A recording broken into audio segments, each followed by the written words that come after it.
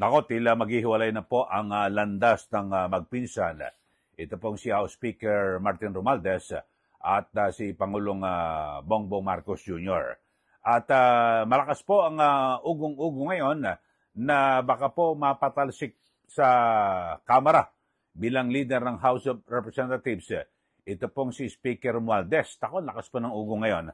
At hindi na raw po kasi nasisiyahan yung maraming mga kongresista sa kasalukuyang liderato ni Romualdez bilang speaker. At siyempre, ito ay may kinalaman pa rin dito po sa patuloy na lumalaking iskandalo sa flood control project at na kung saan ay marami pong mga kongresista at kabilang ang mga nakaraang liderato hanggang sa ngayon na nasasangkot sa nasabing iskandalo.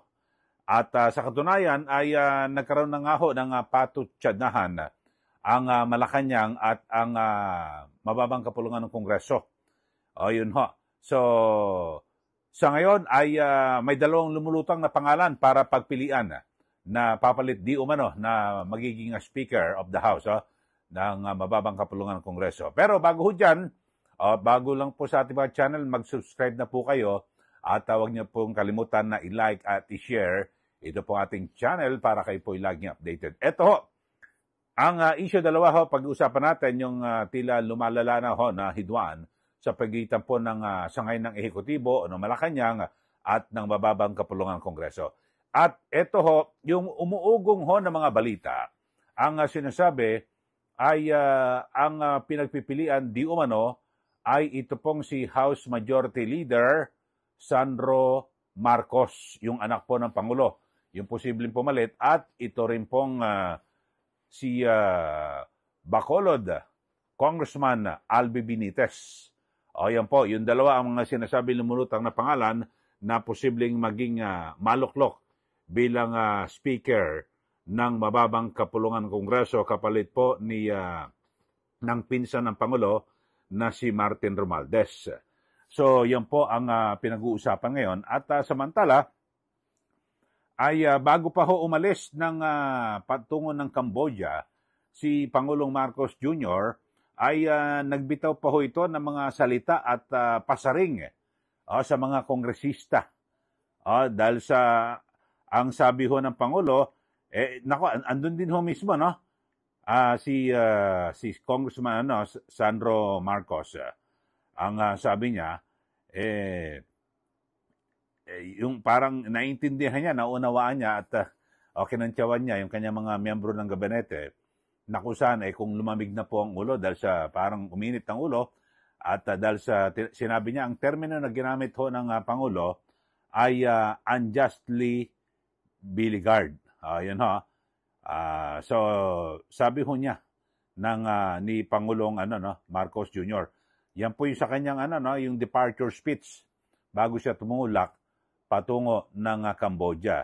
Yung sa aking pagkakalam, ito hong unjustly beleaguered na binabanggit po ni Pangulong Marcos Jr., parang hindi makatarungang mga pag-uusig at ng ginagawa ho ng mababang kapulungan ng Kongreso o parang gusto ibaling ho sa ehekutibo ang sisi dito po sa issue po ng sinasabing maanumalyang flood control project na kung saan ang sabi naman po ng Malacanang ito ay kagagawan ng mga mambabatas lalo na ho ng mga kongresista. Kaya ang sabi nga, 'di ba, naglabas po noong Sabado ng statement ang Malacanang na sa pamamagitan po ni Executive Secretary Lucas Bersamin bilang pinuno po ng gabinete ni Pangulong Marcos Jr., ang sabi niya sa mga kongresista, linisin nyo ang inyong bakuran sa korupsyon. So yan po at kanyang kinukundina ni Secretary Bersamin kasi may mga pagtatanggaro ng ilang mga kongresista o mababatas na ilihis ang sisi sa kanila kundi ituro ang Malacanang. Yun ho. So kaya kumbaga sa itong statement na ito na inilabas po ng Malacanang ni Secretary Bersamin, ito ho ang sabihin natin kumakatawan sa saloobin ng mga miyembro ng gabinete ni Pangulong Marcos Jr. Kaya ang binabanggit niya ho sa kanyang departure speech, pangbungad niya ho, bago siya magsimula ng kanyang talumpati, ang sabi niya, I hope na lumamig na ang ulo na ninyo, ng mga miyembro ng gabinete dahil sa dito ang sinasabi niya unjustly beleaguered. So ibig sabihin parang hindi makatarungan ng mga pagbibintang o pag-uusig at yun nga ho, parang gustong ibintang daw sa mga miyembro ng gabinete o partikular po sa sangay ng ehekutibo sa pangunguna po ng Malacanang. So yun po.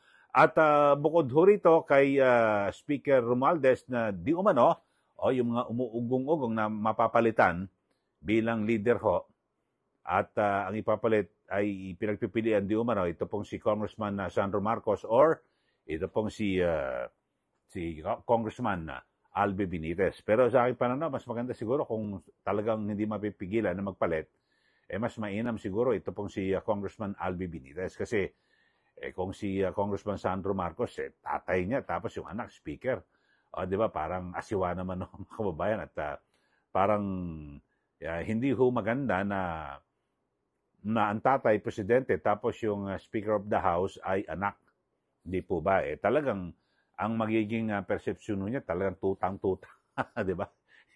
Anak ko, 'di ba? Pinakamainam mo siguro kung talagang hindi maiiwasan na magpalit. Alam naman natin, yung pagkapalit po sa liderato depende 'yan sa kagustuhan ng mayorya.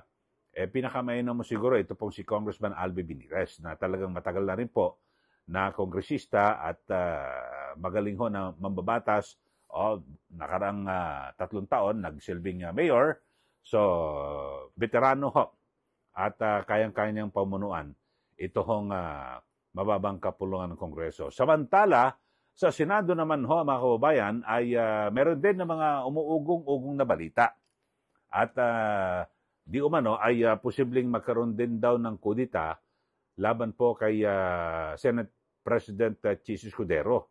Kasi magbibigay din ng senyalis ang Malacanang. Kasi ang sinasabi, nasasangkot din po si SP Chis Escudero dito po sa flood control. Particular po, yung kanyang kaibigan na nag-donate, yung isang contractor na nag-donate sa kanya noong 2022 elections ng 30 million pesos. So yan po, at sinasabi, kasi parang may bahid daw po ng flood control din. Yung kanyang kaibigan na contractor. So yun po ang mga pinag-uusapan, pero siguro yung mga pumapabor po kay Tito Soto, kaya pinapalutang yung kanyang pangalan. Pero sa akin pananaw, mas maganda kung kukuha siguro, pwede ho dyan. Yung Senate President pro tempore, Jingo Estrada, pwede siguro at ipapalit sa kanya. Or si Senator Alan Peter Cayetano, siguro doon din sa kampo nila na mayorya. Pero sa minorya, parang ewan ko lang kung magkakatotoo yan. Depende rin, ulitin ko ho, ang mga yan ay nasa kapasyahan po ng mayorya ng mga senador. So, balikan lang ho natin. Ito hong issue ho na pagpapalit diyan po sa mababang kapulungan ng Kongreso sa pagiging speaker. Ito, pakinggan nyo lang ho muna. Ito hong naging pasaring ni Pangulong Marcos Jr. bago siya tumulak patungan ng Cambodia sa kanyang departure speech. Na kung saan ay sinasabi niya mukhang talagang sinusuportahan niya yung sangay po ng ehekutibo at sabi niya mukhang siguro hindi na mainitangin yung ulo, malamig na.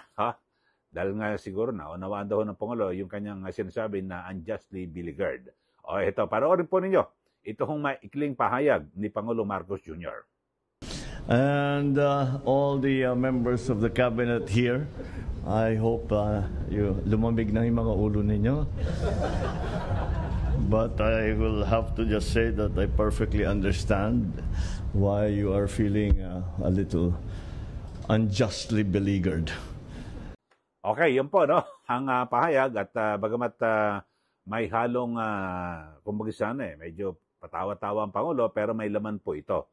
Ibig sabihin talagang ito po ay may laman at pasaring sa mababang kapulungan ng Kongreso na kung saan ay may sinasabi, may ilang mga mababatas na gustong dalhin yung sisi sa ehekutibo o dyan po sa Malacanang. So, abangan natin kung saan po hahantong itong isyong ito na kung saan ngayon talagang lantaran na mukhang may namumuo na away sa pagitan ng ehekutibo o ng Malacanang sa kampo po ni Pangulong Marcos Jr. at ng mababang kapulungan ng Kongreso sa kampo ho ni Speaker Martin Romualdez. So, sa magpinsan. Yun ho.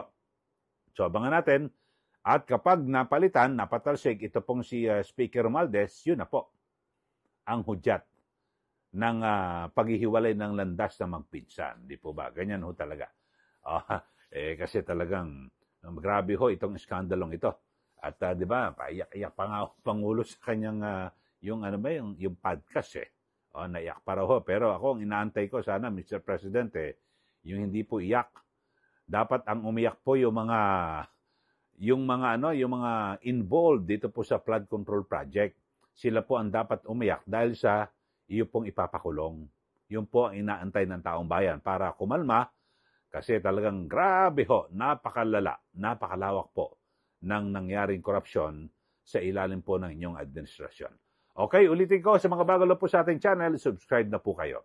At huwag niyo po kalimutan na i-like at i-share ito pong ating channel. Maraming salamat. Muli, ito po si Kaeli. Magandang araw po sa ating lahat.